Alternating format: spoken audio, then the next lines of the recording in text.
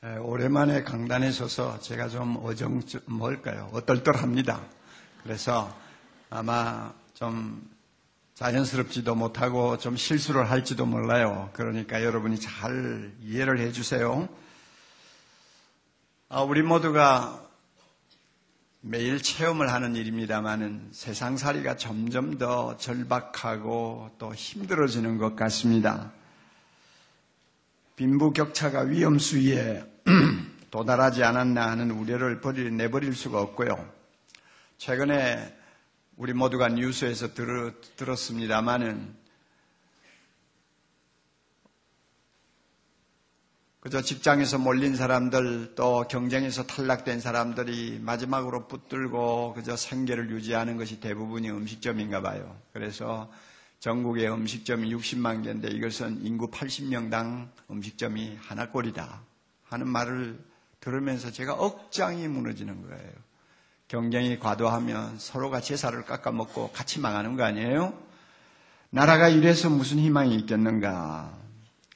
시장 개방 압력을 계속 받으니까 농민들이 자살을 하고 거리로 뛰쳐나오고 이런 현실을 보면서 참 앞으로 우리가 세상을 사는 것도 보통 힘들지 않겠다 하는 생각을 합니다. 많은 분들이 그런 불안을 갖고 미래를 내다봅니다. 자, 우리 모두 예수 믿는 사람들은 이런 상황에서 할 일이 하나 있어요. 그것은 세상을 향해서 눈을 잠깐 감는 것입니다. 그리고 하나님을 향해서 눈을 좀 더 크게 뜨는 것입니다. 하나님을 향해서 눈을 뜨는 이유는 하나님은 복의 근원이십니다. 어려울 때, 우리가 고통스러울 때, 우리가 정말로 복이 없다고 탄식할 때 도우실 수 있는 유일한 분이 하나님이시기 때문입니다. 저는 기도할 때 주님의 가르치신 기도를 많이 합니다. 그리고 사도신경을 많이 고백합니다. 그런데 그런 기도와 고백을 할 때도 저는 그 기도와 고백이 제 마음에 와서 확 닿아가지고 정말 제 마음에 오직 하나님만 보이는 순간까지 저는 그 기도를 반복할 때가 있어요. 하늘에 계신 우리 아버지시여, 하늘에 계시는 아버지시니까 좋은 것은 다 가지고 계시는 분 아닙니까? 좋은 것 다 갖고 계시는 그분을 향해서 내가 눈을 활짝 뜨고 아버지하고 부를 때 그때 내가 은혜를 받고 힘을 얻고 소망을 갖지 못하면 내가 어디 가서 힘을 얻어요? 전능하사 천지를 만드신 하나님 아버지를 내가 믿습니다 하고 사도신경을 고백하면서 전능하셔서 천지를 만드신 하나님이시니까 못할 것 없지 않아요. 자기가 원하시면 무엇이든지 다 해주실 수 있는 분 아니에요. 이런 분을 내가 가까이 모시고 그분 때문에 내가 다시 한번 힘을 얻고 일어서지 아니하면 하루하루를 무슨 힘으로 살 수가 있어요. 그러니까 세상이 살기 어렵다는 것을 가지고 우리가 푸념하지 말고 세상보다 더 크신 하나님이 계세요. 복의 근원 되신 하나님이 계세요. 그분이 우리 아버지세요. 그분을 향해 우리 눈을 활짝 뜨는 이 시간이 될 수 있기를 바랍니다. 복의 근원 되신 하나님을 이렇게 관심을 갖고 우리가 보기 때문에 오늘 본문에 등장하는 오벳 에돔이라고 하는 사람에 대해서 특별한 관심을 우리가 갖게 됩니다. 왜냐하면 성경에 몇 번 나오지 않는 이름이에요. 그럼에도 불구하고 오벳 에돔이 등장하는 곳마다 꼭 주석이 붙어 다녀요. 11절 끝에 보세요.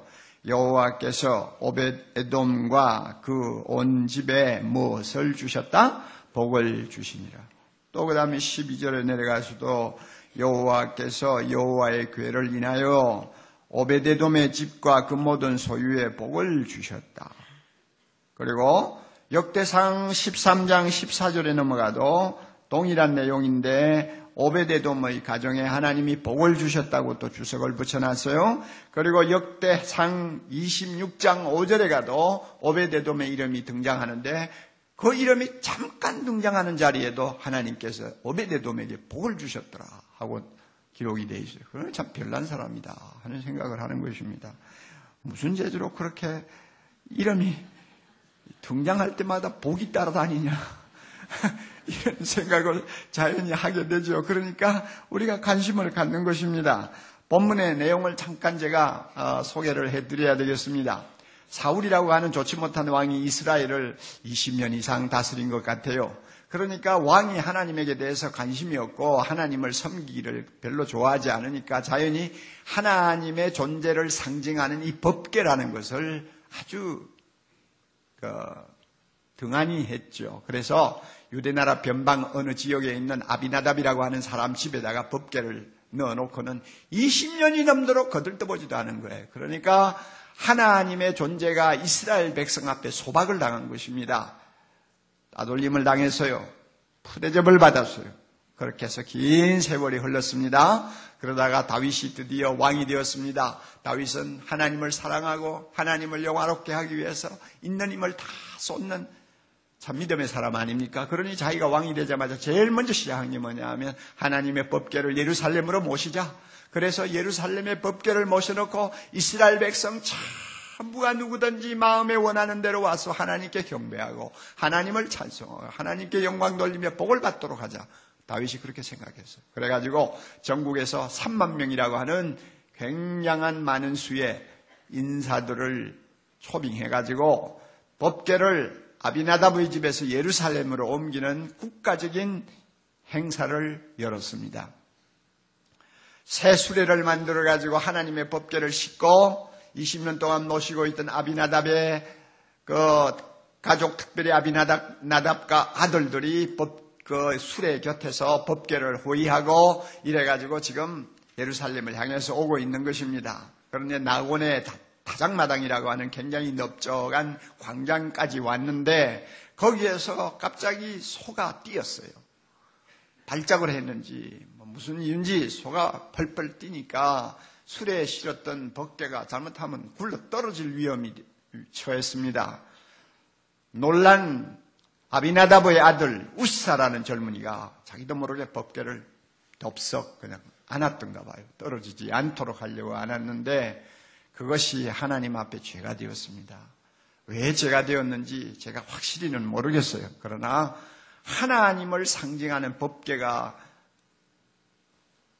흔들리고 떨어질 위험에 있다고 해서 마음대로 가서 붙들고 이러는 것은 하나님이 불경건한 행동으로 보셨나 봐요. 그래가지고 그 자리에서 그 우사라는 젊은이가 죽어버렸어요.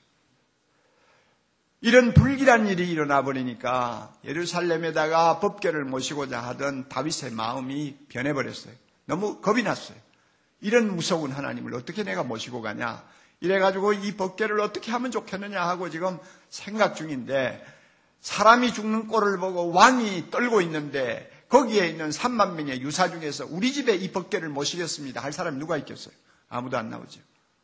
다 그냥 얼어가지고 가만히 있는데 제가 생각하기에 오벳 에돔이라고 하는 레위 사람이 그때 왕 앞에 와서 왕이여 우리 집에 법궤를 모시겠습니다. 허락만 해 주십시오. 아마 그랬나 봐요. 그러니까 다윗이 됐다고. 그래서 블레셋 지방 가드에 사는 오벳 에돔의 집에다가 법궤를 들여보냈습니다. 그리고는 모든 사람이 다 헤어졌어요. 왕도 예루살렘으로 돌아왔어요. 그런데 한 3개월이 지나자 이상한 소문이 돌기 시작한 것입니다. 오벳에돔 가정에서 법궤를 모신 다음에 하나님이 그 가정에 복을 주셔서 그 가정이 지금 엄청난 축복을 누리고 있다는 것이에요. 이런 소문이 온 유대 땅에 파랗게 퍼졌어요. 그 말이 다윗의 귀에까지 들어갔습니다. 다윗이 가만히 생각하니까 셈이 난단 말이에요. 내가 받아야 될 복을 오벳에돔이 다 받네. 오벳에돔만 받아가 안 되지. 우리나라 사람들이 다 받아야지. 그래가지고는 분연히 일어나서 다시 행사를 준비하고 오벳에돔의 집에서 3개월 만에 법궤를 모시고 예루살렘으로 옮겨놓았다 하는 이야기가 오늘 읽은 우리 본문의 내용이에요. 여기서 중요한 진리 2가지를 우리가 배워야 합니다. 첫째는 하나님은 우리에게 복을 주시기를 원하시는 분이시다 하는 진리입니다. 하나님은 우리에게 복을 주시기를 원하신다. 2번째 진리는 오벳에돔처럼 하나님을 기쁘게 정성을 다해서 모시는 사람은 하나님의 복을 얻을 수 있다. 이 2가지를 놓고 오늘 우리 함께 은혜를 받았으면 좋겠습니다. 먼저 하나님은 우리에게 복을 주시기를 원하시는 분이십니다. 여러분 하나님이 인간을 만드시던 저 창조동산으로 한번 가보자고요. 하나님이 흙으로 아담을 만드셨어요. 아담의 갈비뼈로 여자를 만드셨어요. 자, 아담과 하와가 눈을 뜨고 제일 먼저 본 하나님은 어떤 분입니까? 그들이 제일 먼저 만난 하나님은 어떤 하나님이십니까? 하나님이 두 손을 들고 그들에게 복을 주시는 하나님을 그들이 제일 먼저 보았어요. 하나님이 친히 만드신 아담 하와를 향해서 복을 주시며 이르시되 생육하고 번성하라. 이 세상을 정복하라. 모든 생물을 다스리라 하시면서 큰 복으로 인생을 축복하시는 하나님을 제일 먼저 봤단 말이에요. 그러니까 하나님과 인간의 관계는 어떻게 시작되었느냐? 하나님은 복을 비는 자리에서, 인간은 복을 받는 자리에서 이 관계가 시작이 됐어요. 그러므로 우리 모든 사람들은 누구나 다 하나님 하면은 복을 받고 싶다 하는 본능적인 욕구가 생겨요. 그리고 하나님 앞에 엎드릴 때는 야, 하나님 저에게 이런 은혜를 주시옵소서, 복을 주시옵소서 하는 기도가 나도 모르게 절로 나와버려요. 그래서 그런지 성경에는 복이라는 단어가 400번 이상 기록이 됩니다.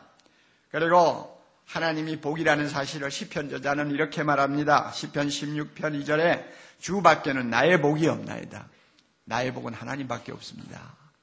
그리고 73편 28절에도 이런 말씀이 있어요. 하나님께 가까이 함이 내게 복이라. 그러니까 주밖에 내 복이 없어. 하나님이 내 복이야. 그러니까 이 하나님을 가까이 찾아가는 것만으로도 나는 복을 받는 사람이 된다는 이야기입니다.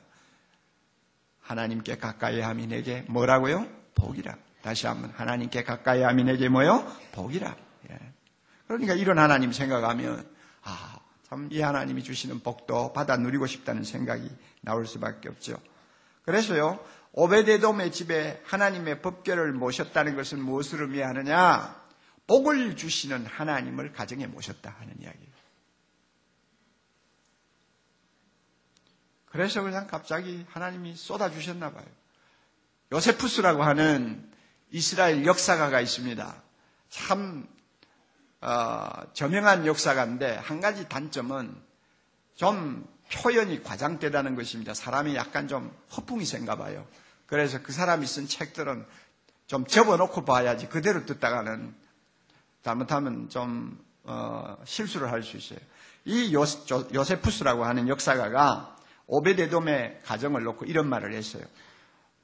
오베데돔의 집에 법궤가 처음에 들어갈 때는 그 가정이 이스라엘 나라에서 제일 가난한 가정이었는데 3개월 후에 하나님의 법궤가 그 가정을 떠날 때는 이스라엘 나라 중에서 제일 큰 부자가 되었다 그랬어요. 그런 말은 잘 접어서 들어야지. 그렇죠?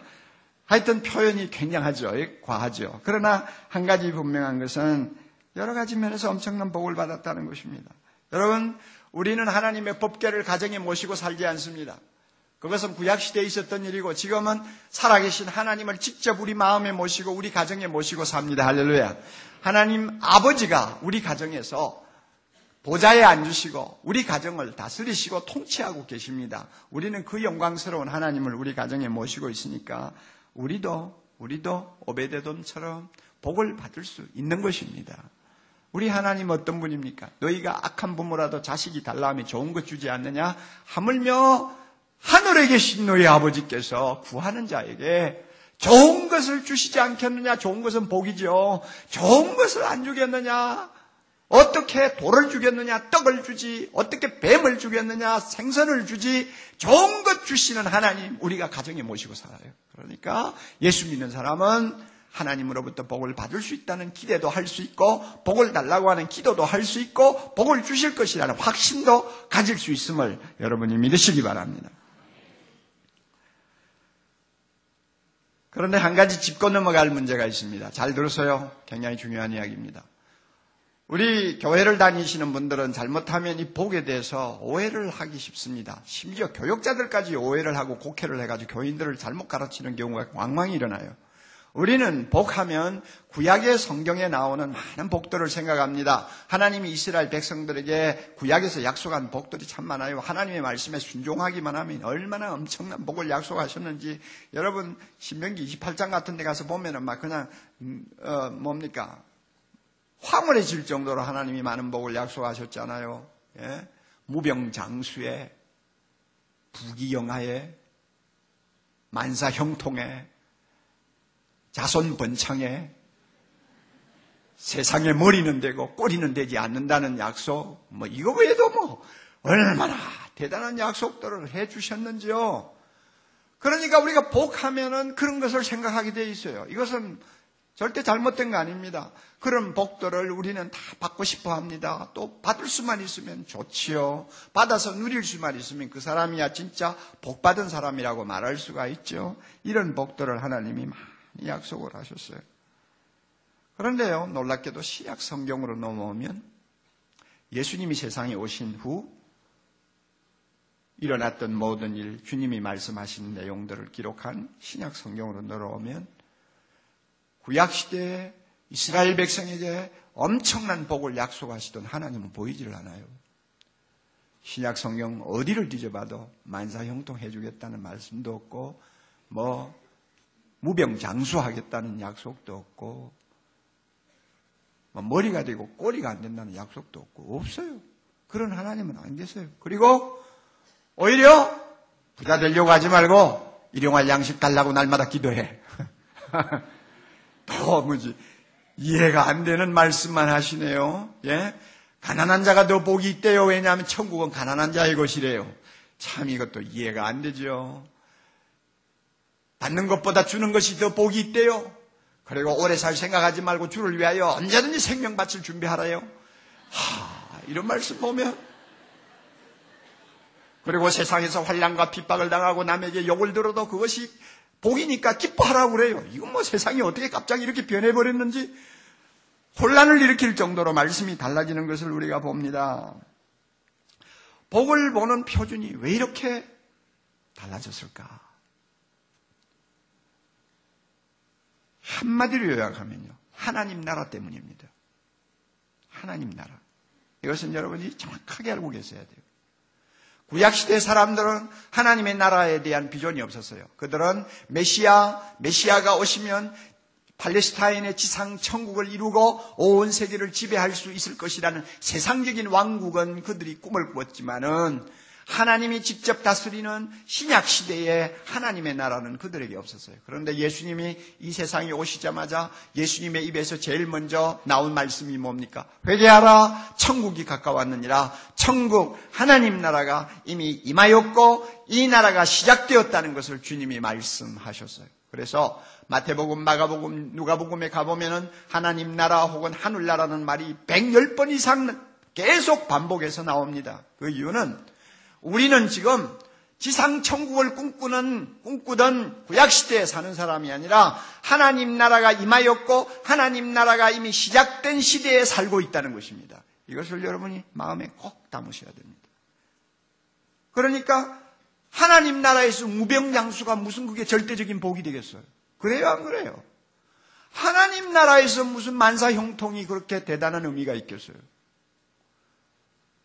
하나님 나라에서 부귀영화 누리면 뭐 하겠습니까? 이런 것들이 좋기는 합니다만 잘못하면 하나님 나라에서는 우리를 해치는 잘못된 것이 될 수 있는 이상한 상황으로 바뀐 거예요.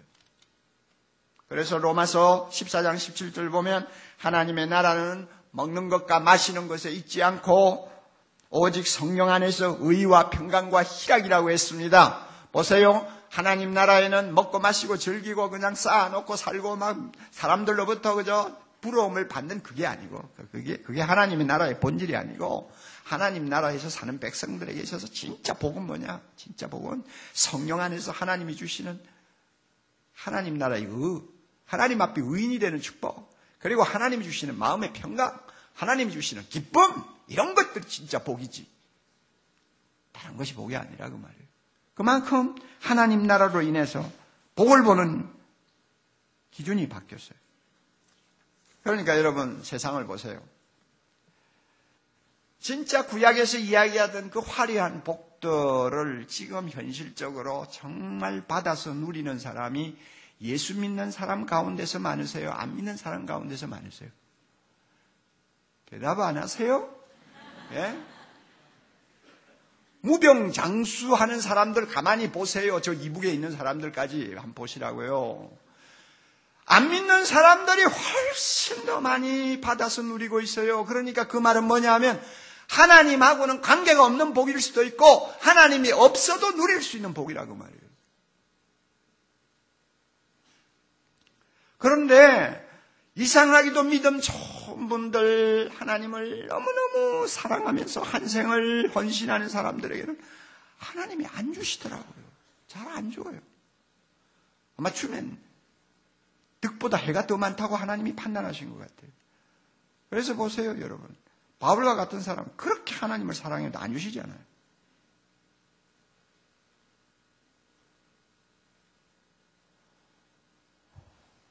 제가 한 사람 예를 들게요. 지금부터 400~500년 전에 종교개혁이 한참 일어났을 때 최고의 인물로 우리는 두 사람을 꼽습니다. 하나는 마르틴 루터고 하나는 존 칼빈입니다. 이 사람들은 세계 역사를 완전히 한 바퀴 뒤집어 놓은 사람입니다. 그러므로 세계를 바꾼 10사람을 뽑는다면 반드시 칼빈은 들어가게 돼 있어요. 그만큼 탁월한 역할을 하다가 역사에서 사라진 인물이에요. 그분의 신학 사상이 워낙 논리적이고 탁월하기 때문에 칼빈주의라고 하는 독특한 계보가 형성이 되었습니다. 그리고 칼빈의 개혁신학은 바로 장로교의 뿌리가 되었습니다. 그리고 미국 청교도들의 사상의 뿌리가 되고 오늘의 미국을 이루게 하는 자유주의 사상의 뿌리가 되었습니다. 대단한 인물입니다. 그래서 그 당시에 칼빈을 논할 때마다 그 신학자라고 그랬어요. 앞에다가 정만사를 붙여가지고 그 신학자. 이런 호칭을 받은 탁월한 분이었습니다. 그렇게 무서운 로마 캐톨릭의 탄압 밑에서 생명을 걸고 하나님의 영광을 위해서 교회를 위해서 자기 생을 불태우던 위대한 인물입니다. 그만큼 대단하게 헌신한 사람이면 하나님이 정말로 많은 복을 주실 것 같지 않습니까? 그런데요, 그의 정기를 보면 그렇지 않아요. 31살 때 결혼했어요. 결혼하는데 어떤 여자가 나에게 가장 좋은 아내가 될 수 있을까 하고 조건을 따지다가 믿음 좋은 여자, 신실한 여자, 이것만 딱 조건을 걸고 찾다가 보니까 애가 7명이나 딸린 가부를 만나게 된 거예요.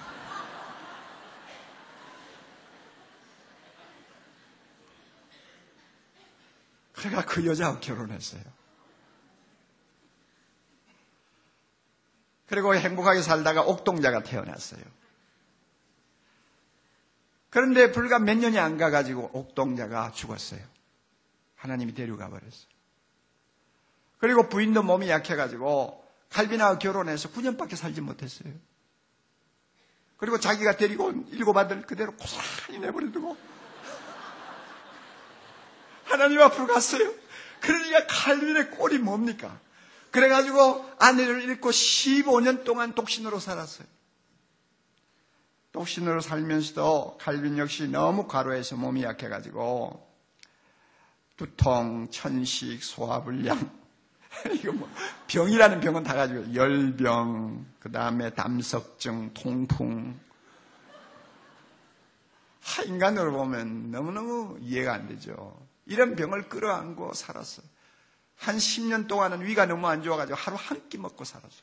그러면서도 그리고 나서 54세의 세상을 떠났는데 그렇게 짧은 인생을 살면서도 다른 사람이 수백 명의 사람들이 수백 년 동안 해도 못할 일을 다 해놓고 간 거예요. 죽으면서 그가 유언했어요. 내 무덤에다가 묘비를 세우지 말라. 하나님의 영광을 가질 수가 있으니까 내 무덤에 묘비를 세우지 말라. 그러니까 자기 무덤에는 묘비도 없어요. 그렇게 살다가 간 사람이에요. 그런 사람인데도 불구하고 하나님이 우리가 흔히 생각하는 복을 안 주셨다 그 말이에요. 무슨 복을 주었습니까? 명예 하나만 참 하나님이 주셨지 그 외에 무슨 건강의 복 주셨습니까? 장수의 복 주셨습니까? 무슨 가정의 복을 주셨습니까? 자식의 복을 주셨습니까? 아무것도 안 줬잖아요. 그러면 칼빈을 보고 복을 못 받은 사람이라고 우리가 말할 수 있습니까? 아니죠. 천만이요. 그러므로 여러분 꼭 기억하세요. 우리가 복복하지만 여러분 가운데서 장수복도 뭐 있을지 없을지는 모르지만 장담 못할 사람도 많죠. 몸이 약하죠.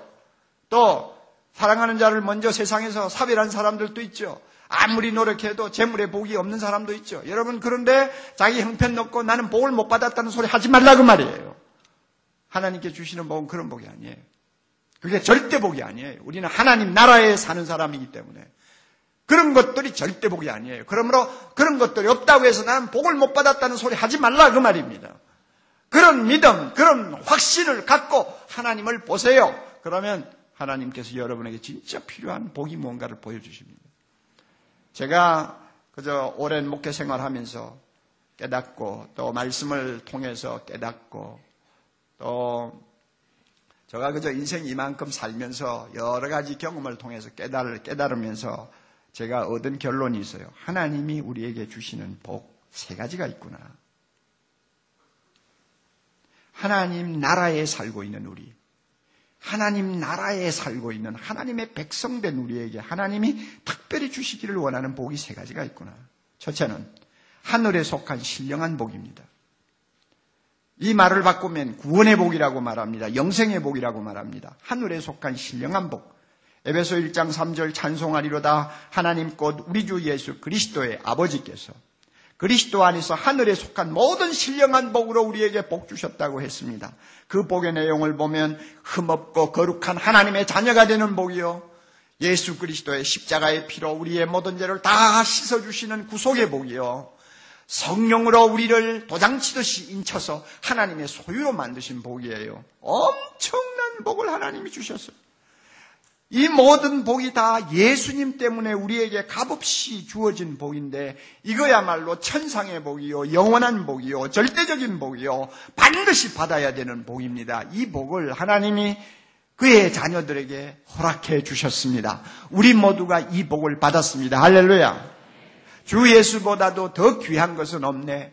이 세상 행복과 바꿀 수 없네. 이 세상 부귀와 바꿀 수 없네. 이 세상 명예와 바꿀 수 없네. 구약에 나오는 모든 복을 다 끌어다가 묶어서 바꾸자고 해도 바꿀 수 없는 복이 뭐냐? 예수 그리스도다. 이 복을 우리가 받았어요. 얼마 전에 우리 교회 법조인 성교회에서 새생명 축제를 했습니다. 판검사들, 변호사들, 또 연수원에 다니는 법대생들, 이런 분들이, 법무사들도 오시고요. 이런 분들이 한 몇백 명 모였어요. 그래서 우리 은혜 채플에서 자기 친구들, 믿지 않는 친구들 데리고 와서 복음을 듣고 예수 믿도록 하는 축제였습니다. 그래서 제가 그날 복음을 전하는 순서를 제가 맡았어요. 그래가지고 말씀을 전했는데 한 60여 명 정도가 예수 믿기로 하고 일어서고 결심했다고 그래요. 그런데 그날 그 집회를 축하하기 위해서 대법원장으로 계시는 이용훈 장로님이 오셨어요. 우리 교회 장로님은 아니십니다. 그런데 오셔가지고 잠깐 축하하고 간증을 하셨는데 그분 간증에 제가 참 감동을 받았어요. 대법원장이 되고 나서 보니까 뭐가 주문이 많대요. 예수 믿는 사람들끼리 모이는 자리는 할 수 있으면 가지 말라고. 또 예수 믿는 티를 너무 내지 말라고. 이런저런 주문들이 많더래요. 그랬는데도 자기는 국회 청문회 가가지고 하나님의 이름으로 여러분에게 복이 임하기를 바랍니다 하고 또 큰 소리를 한마디 했대. 그리고 그런 새생명 축제 같은 자리에 대법원장 신분으로 올 수도 없는데 그냥 자기는 왔대요. 그런데 끝으로 한 말이 있어요. 참 중요한 말이에요. 만일 누가 예수님과 대법원장 자리를 놓고 어느 것을 선택하겠느냐고 묻는다면 나는 두 말 안 하고 주저하지 않고 예수님을 선택할 것입니다. 그 말에 제가 참 감동받았어요. 얼마나 대단한 간증입니까, 여러분? 왜 이런 간증할 수 있어요? 하늘에 속한 신령한 복, 즉 예수님, 그리고 예수님 때문에 받게 된 영생과 하늘의 모든 영광, 무엇로 가지고 바꿀 것입니까? 세상에서 만사 형통한 거 가지고 그것을 바꿀 것입니까? 천만에요. 무엇을 가지고도 바꿀 수 없는 하나님의 복이에요. 이걸 우리에게 하나님이 주셨어요. 우리는 값없이 그 복을 받았어요. 그러므로 여러분, 지난번에 신문에도 났습니다마는 카나다의 모 일간지에서 소개한 북한의 참상을 이야기한 거 있죠. 지하교회 지도자 5명이 체포되었는데 어떻게 죽였느냐? 도로공사할 때 쓸 때, 아스팔트 깔 때 쓰는 그 가스 롤라 있잖아요. 큰 롤라 돌리면서 이 아스팔트 다지는 거 있잖아요. 그 기계 밑에다가 5명을 끌어넣어서 전부 다 깔아뭉개 죽였대요. 이런 지옥 같은 나라가 북한에 있잖아요. 그래 놓고도 인권에 대해서 무슨 소리를 하면은 색안경을 쓰는 사람들이 많아요. 정신 나간 사람들이에요. 그런데 북한의 지도자들이, 북한의 그 교회 지도자들이 그런 참혹한 변을 당하면서도 왜 예수님을 포기하지 않느냐? 이 세상에서 모든 복을 다 누렸다고 해도 하나님이 예수님을 통해서 주신 하늘에 속한 신령한 복 이거 놓치면 이것은 모든 것을 다 놓치는 것이고 가장 저주받은 존재가 된다는 것을 그들이 알기 때문에 가스롤라 밑에 들어가서 가루가 되는 한이 있더라도 예수님을 놓지 못하겠다고 그들은 끝까지 버틴 거예요. 우리가 받은 복 얼마나 큰 복인지 모릅니다. 하나님이 우리에게 이 모든 복 주셨음을 믿고 감사합시다. 두 번째로 자족하는 복입니다. 자족하는 복. 자족이라는 말을 아시죠? 어떤 형편에서든지 감사하고 만족하는 거예요. 자기 형편을 놓고 불평하지 않고 팔자 타령하지 않고 만족하고 감사하는 것이 자족입니다. 여러분 그렇잖아요. 온 세상을 다 얻어도 자족 못하면 그 사람은 행복한 사람 못 되죠. 평범한 아파트에 살면서도 만족하고 자족하고 살면 그 사람은 행복자죠. 아무리 화려한 명예를 가지고도 불만을 가지고 사는 사람보다는 무명한 자기 존재를 놓고 감사하면서 사는 사람이 훨씬 복받은 사람이죠. 이 자족이란 말이에요. 하나님이 이 자족을 주세요. 가만히 보니까요, 교회 안에서도 보니까요, 하나님이 특별히 사랑하는 자녀에게는 주님이 이 자족하는 복을 많이 주세요. 만사형통도 잘 안 주시고 부귀영화도 잘 안 주시고 뭐 무병장수도 잘 안 주시지만 자족하는 복을 주세요. 자기 상황에서 감사하고 만족하는 거예요. 바울을 보면 알잖아요. 빌립보 4장 11절. 어떤 형편에서든지 나는 자족하기를 배웠다. 어떤 형편이 뭡니까? 배고플 때도, 배부를 때도, 인기가 있을 때도, 인기가 떨어졌을 때도, 몸이 건강할 때도, 몸이 약할 때도, 어떤 형편에서든지 나는 스스로 만족하고 하나님께 감사할 수 있는 비결을 배웠다. 그 능력을 얻었다 그 말이에요. 누구한테? 예수님한테서. 그래서 내게 능력 주시는 자 안에서 나는 모든 것을 할 수 있느니라. 그 말은 내게 능력 주시는 주님 때문에 나는 어떤 상황에서도 자족하면서 살 수 있느니라 이 말이에요. 이런 복을 바울이 받았어요. 이 복을 오늘 주님께서는 사랑하는 자들에게 많이 주세요. 그러면 어떻게 우리가 자족할 수 있는 사람이 됩니까? 주님께서 우리에게 하나의 중요한 패러다임을 바꾸어 주시는 것을 봅니다. 자족하도록 말이죠. 패러다임을 바꿔요. 무슨 패러다임이냐? 시간을 보는 패러다임을 바꾸어 줍니다. 시간을 보는, 기회를 보는, 우리의 인생을 보는 눈을 바꾸어 준다고 말이에요. 헬라어에서는 시간을 표현하는 단어가 두 개 있어요. 크로노스라고 하는 단어가 있습니다. 크로노스는 그냥 흘러가는 시간이에요. 과거, 현재, 미래 그냥 365일 달력 따라서 흘러가는 시간이 이게 크로노스예요. 그러나 다른 말이 또 하나 있어요. 카이로스. 카이로스라고 하는 단어는 시간을 가리키는 말인데 어떤 시간이냐? 하나님이 우리를 위해 특별한 뜻을 가지고 다루는 시간입니다. 하나님이 우리를 위해서 특별한 뜻, 선한 뜻을 가지고 다루는 시간, 기회, 우리의 한 생을 일컬어서 카이로스라고 그래요. 그래서 주님께서 우리가 어떤 형편에서든지 자족하도록 만들기 위해서 우리가 날마다 순간순간 경험하고 넘어가는 시간들을 볼 때 카이로스로 볼 수 있도록 눈을 바꿔주세요. 아, 내가 이 순간순간도 나를 위해서 복 주시기 위하여 선한 뜻을 가지고 내 시간을 다루시는 하나님이 계시구나. 그러므로 나의 시간은 내가 경험하는 순간, 내가 경험하는 인생은 철저하게 복되신 하나님의 손에 들려있고 하나님의 손에서 모든 것이 좌우된다 하는 눈으로 내 시간을 보고 내 기회를 보고 내 인생을 보는 거예요. 이게 카이로스예요. 이런 패러다임의 변화를 우리에게 경험하게 합니다. 그래서 어쩌다가 몸이 약해졌습니까? 그러면 아이고 재수 없어 이렇게 말하지 않고 뭐라고 합니까? 아마 내가 건강할 때 제대로 못 해놓으니까 하나님께서 몸을 좀 약하게 하셔서 내가 예수님을 닮아가도록 훈련시키나 보다. 그래서 이 몸 약해서 고생하는 기간은 하나님이 나를 예수님처럼 다듬는 특별한 카이로스의 시간이구나, 이렇게 보는 거예요. 갑자기 뭐 여러 가지 어려움이 생겨서 가난해졌나요? 그럴 때 가난을 푸념하지 않고 하나님께서 가난에 물질적으로 가난해지는 대신 영적으로 부유함을 맛보게 할 수 있도록 나의 시간을 다루고 계시는구나, 이렇게 보는 거예요.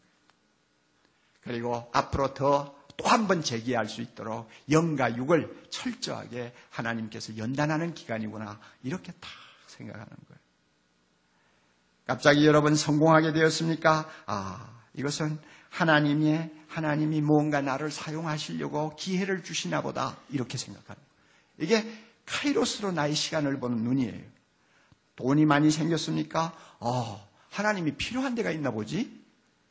이렇게 생각하는 거예요. 그래서 어떤 화장품 회사, 참존 화장품 회사 김강석 장로님 간증 보면 그러죠. 그 빚더미에 앉아가지고 고생하다가 하나님이 갑자기 돈을 주셔서 막 사업이 잘 되고 나니까 그 다음에 어떻게 했나요? 계획을 들여서 연변과학기술대학 공학관을 자기가 혼자 지어줬잖아요. 하나님이 필요하니까 나에게 돈 주는 것이지 뭐 내가 쌓아놓고 살라고 돈 주는 거 아니다, 이렇게 생각하는 청지기의식, 이것이 자기가 경험하는 모든 시간과 사건을 카이로스로 보는 사람이에요. 훌륭한 자녀 주었어요? 하나님이 뭔가 쓰실라나 보지? 어쩌다가 인간관계에서 상처를 받았나요? 내가 주님의 마음을 얼마나 아프게 했는데, 이런 기회에 내가 주님 앞에 얼마나 잘못된 것을 좀 깊이 반성해야지, 이런 생각으로 모든 생각을 돌려요. 그래서 복되신 하나님이 나의 시간을 철저하게 장악하시면서 나를 위해서 가장 좋은 것을 주시기 위해서 요리하는 기회다, 이렇게 보는 눈, 이것이 뭐라고요? 카이로스. 하나님께서 이렇게 우리의 패러다임을 바꾸어 주시니까 어떤 형편에 처해도 감사하고 만족하고 기뻐하는 거예요. 몇 주 전에 대각성 전도 집회 미안합니다. 대각성 전도 집회가 아니고 제자훈련 지도자 세미나, 칼 세미나를 했을 때 우리 방지성 목사님이라는 분을 우리가 초빙해가지고 간증을 들었어요.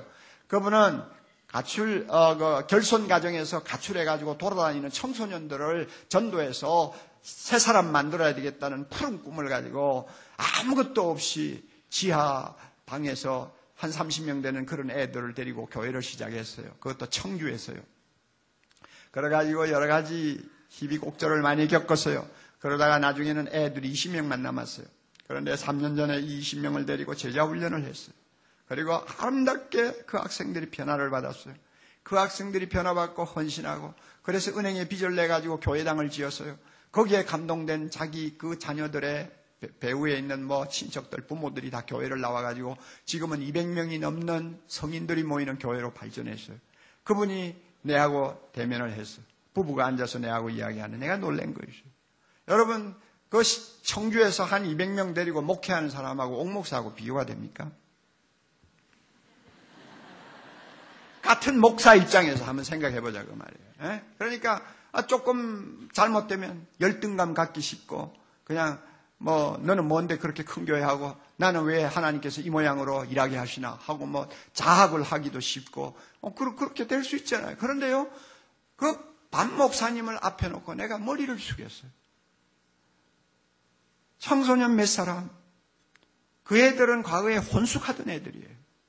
소망이 없던 애들, 예수 때문에 새 사람 되어서 지금 참 아름답게 인생을 설계하고 사는 것을 보고 너무 행복해가지고 옥목사가 하나도 부러운 것이 없는 거예요.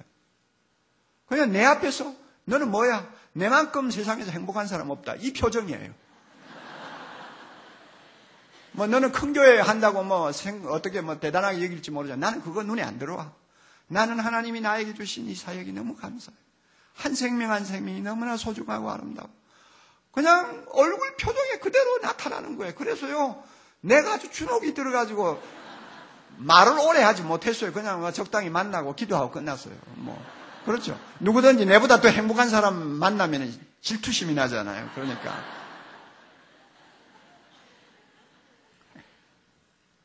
우리 모두에게 이런 자족의 은혜를 주심을 믿으시기 바랍니다. 하나님이 이런 복을 주십니다. 이런 복을 주세요. 우리 모두 이런 복을 받고 하나님 나라에서 사는 거예요. 예. 끝으로요, 수고의 대가를 주시는 복입니다. 시편 125편 5절 6절 보면 눈물을 흘리며 씨를 뿌리는 자는 기쁨으로 거두리라고 했습니다. 이것은 하나님의 자연 법칙입니다. 이 자연 법칙에는 무임승차는 없습니다. 무임승차는 없어요. 가을은 뿌리는 자의 것입니다. 열매를 거두는 자는 뿌려서 고생한 자들이 거두는 것입니다. 그래서 우리 모두가 인생을 살 때 최선의 노력을 다해야 됩니다. 내가 나를 뛰어넘었다고 하는 말을 한 사람이 있어요. 나의 한계를 뛰어넘어서 최선을 다해 노력해야 됩니다. 자족하는 복이 중요하다고 한다고 해서 날마다 소극적으로 나는 이래도 행복해 저래도 행복해 괜찮아 이래가지고 그냥 뭐 노력도 안 하고 뭐 남하고 경쟁도 안 하고 뭐 그냥 뒷구석 뒷방에 앉아가지고 기도는 하고 있는 이거 하나님이 원하시는 거 아니에요. 그냥 열심을 다해서 노력해야 돼요. 수고해야 돼요.